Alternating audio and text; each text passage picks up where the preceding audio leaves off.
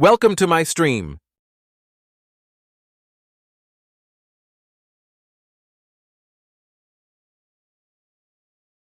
जरा सोचिए, अगर आपको ऐसी गोली मिल जाए जिससे आप बिना सोए हमेशा जागे रह सकें, तो क्या आप उसे लेना चाहेंगे? पहली नजर में यह आकर्षक लगेगा। सोचिए 24 घंटे काम, खेल, मनोरंजन, सब कुछ बिना थके। लेकिन सच यह है कि नींद हमारे लिए सिर्फ आराम नहीं, बल्कि जीवन की जरूरत है।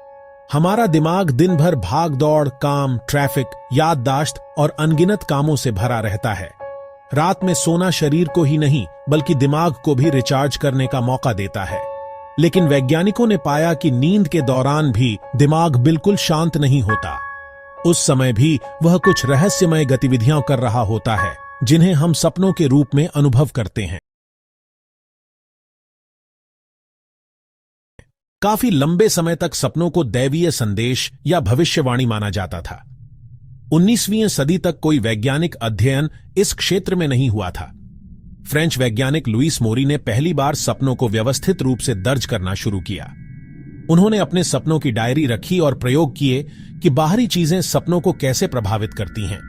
एक प्रयोग में उन्होंने लिखा कि अगर उनकी नाक पर पंख से गुदगुदी की जाती थी, तो उन्हें सपने में ऐसा लगता था कि उन्होंने मास्क पहना है। इसी तरह खुशबू सूंघने पर वे सपनों में कायरो की गलियों में पहुंच जाते थे। उनका सबसे प्रसिद्ध सपना गिलोटीन ड्रीम था। इसमें उन्होंने खुद को फ्रांसीसी क्रांति में दोषी पाया और गिलोटीन पर सिर कटते हुए देखा।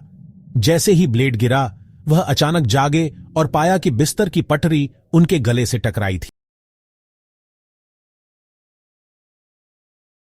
20वीं सदी में सिगमंड फ्राइड ने कहा कि सपने हमारी दबाई हुई इच्छाओं और कल्पनाओं का परिणाम है। उनके अनुसार हर सपना किसी न किसी गहरी इच्छा या यौन कल्पना से जुड़ा होता है। लेकिन आधुनिक विज्ञान फ्राइड के सिद्धांत से पूरी तरह सहमत नहीं है। 1970 के दशक में जॉन एलन हॉब्सन और रॉबर्ट मैककार्ली ने कहा कि सपने असल में दिमाग की बेतरतीब गतिविधि का नतीजा है। जब हम सोते हैं, दिमाग के कुछ हिस्से अचानक सक्रिय हो जाते हैं और यादों, भावनाओं और विचारों को मिलाकर एक तरह की कहानी बना देते हैं, जिसे हम सपना कहते हैं। 1953 में अमेरिकी वैज्ञानिक यूजीन एसरिंस्की ने एक बड़ी खोज की, REM sleep, rapid eye movement sleep. यह वह अवस्था है जिसमें हमारी आंखें तेजी से हिलती हैं, शरीर आराम में होता, लेकिन दिमाग बहुत सक्रिय हो जाता है। यही वह समय है जब हम सबसे ज्यादा सपने देखते हैं। REM स्लीप के दौरान दिमाग की विद्युत तरंगों को रिकॉर्ड करने पर पाया गया कि यह लगभग जागने जैसी स्थिति होती है, यानी सोते समय भी दिमाग एक फिल्म बना रहा होता है। आज के वैज्ञानिक सपनों को मानसिक व्यायाम मानते हैं। यह हमारी यादों को व्यवस्थित करते हैं, भावनाओं को संतुलित करते हैं, समस्याओं को हल करने और भविष्य की स्थितियों की तैयारी कराने में मदद करते हैं। हार्वर्ड मेडिकल स्कूल में किए गए शोध बताते हैं कि सपने एक तरह की ओवरनाइट थेरेपी की तरह काम करते हैं। अगर दिन में किसी से झगड़ा हुआ हो या कोई डर लगा हो, तो सपना उस अनुभव को अलग ढंग से प्रोसेस करता है और हमें हल्का कर देता है। 2007 में MIT, Massachusetts institute of technology के वैज्ञानिकों ने चूहों पर प्रयोग किए। उन्होंने चूहों को भूल भुलैया मेज से गुजारा और उनके दिमाग की रिकॉर्डिंग की। पाया गया कि नींद में भी उनके दिमाग वही पैटर्न दोहरा रहे थे, जैसे वे सपनों में मेज दोबारा खेल रहे हों। इससे साबित हुआ कि सपने हमारी सीख और यादों को मजबूत करते हैं। मानवों पर भी यही प्रयोग हुआ।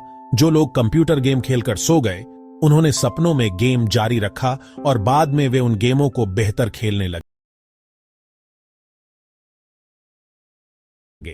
न्यूरोसाइंटिस्ट रॉसलिन कार्टराइट कहती हैं, सपने हमारे मूड पर सकारात्मक असर डालते हैं। ये हमें अधूरी भावनाओं को प्रोसेस करने, तनाव कम करने और नई सीख को पक्का करने में मदद करते हैं। अगर किसी कारणवश लोग सपने नहीं देखते या उन्हें बीच में जगा दिया जाता है, तो उनकी मानसिक स्थिति बिगड़ सकती है। यानी सपना देखना हमारे दिमाग की नेचुरल थेरेपी है। आज भी सपनों के रहस्य पूरी तरह सुलझे नहीं हैं। विज्ञान मानता है कि ये हमारी यादों, भावनाओं और अनुभवों का मिश्रण है, जबकि कुछ लोग इन्हें दैवीय संदेश या आत्मा की यात्रा मानते हैं। शायद सच दोनों के बीच कहीं है। लेकिन इतना तय है, सपने हमें इंसान बनाते हैं, हमें सिखाते हैं और हमें जीने का हौसला देते हैं।